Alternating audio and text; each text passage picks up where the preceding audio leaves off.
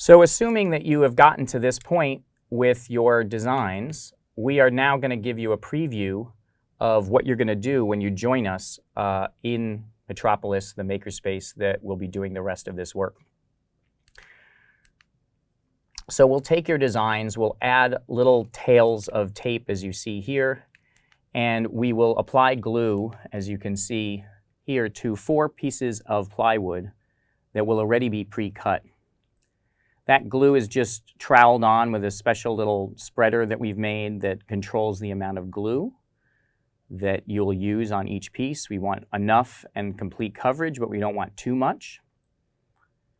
And when that glue is completed and spread, as you can see here, you're just going to place that now glued piece of plywood down onto one of your completed puzzles, taking care to just get a little bit of excess around each side, evening out the kind of overhang.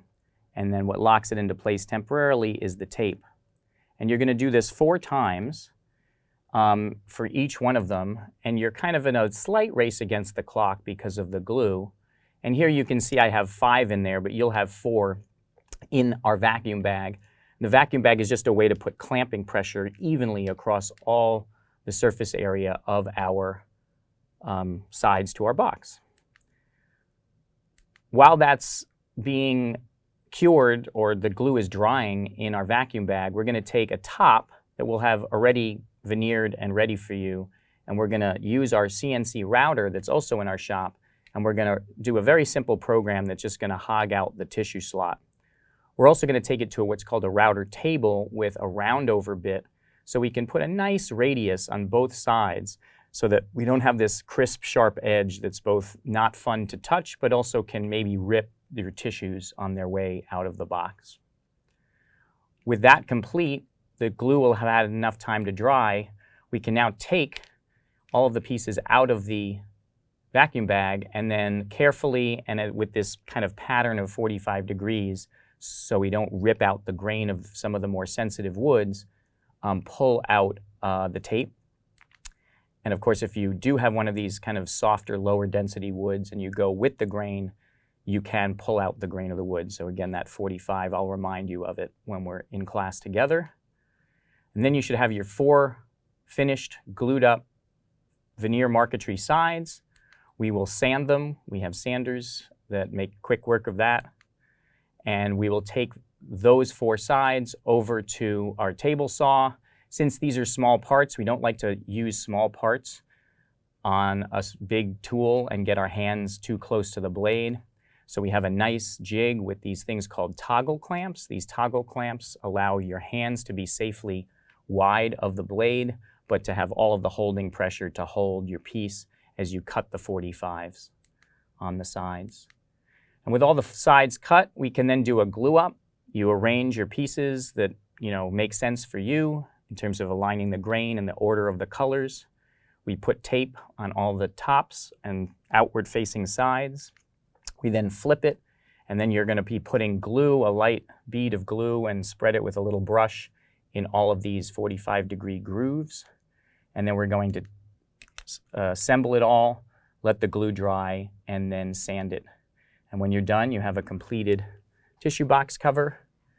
I'll show you a few designs beyond this sample one, just to show you what some other students have done. Some are a little bit more ambitious. That's for you to decide. This is a student did for her daughter, who's named Danny, who happened to like elephants.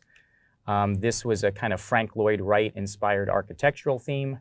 This one is an example where you don't have the completed frame, and so that just makes it more challenging. You literally are doing a jigsaw puzzle where you have to literally build from the outside, and what holds everything together is a lot harder because you don't have something that kind of keeps everything contained. Here's another example of some Islamic pattern design that I find quite executed very well. And then if you really want to kind of go to next steps, there's something called parquetry, which is really playing with the fact that wood has a direction to it, like a tree grows upwards, and it's got long grain and short grain. And depending on the grain direction, the same piece of wood can have a very different personality in the way it captures the light. And you can see here, I've just in this case, played with a checkerboard where it's going 90 and 0 degrees and how it kind of shimmers. I have ones that's more like a herringbone pattern. I have ones that kind of tilt the veneer in a radial pattern or at 45 degrees. And there's just a lot of fun things you can do. Really tone on tone and not going for those high contrast designs where you're letting different species of wood do the work, but you're letting what's called the chatoyance of wood, the way it reflects light based on grain direction, be part of your design element. So there's a lot more room to grow once you're done with the basic design that we're doing here. With that, I just want to thank you, and I look forward to having your designs be completed to that step that we showed you earlier, all assembled and ready for glue up when we start our workshop together.